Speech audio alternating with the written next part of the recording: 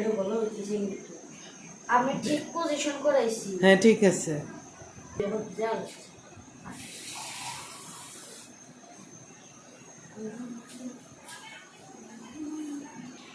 এখন আমাদের ভিতর দিয়ে এই সাউন্ডটা স্টিমের পুরাতন সাউন্ডটা হচ্ছে তো আব্বাকে দেখা যায় খোলায় কিন্তু দেখলে একবারে পুরা জায়গায় খেয়াল লাগছে।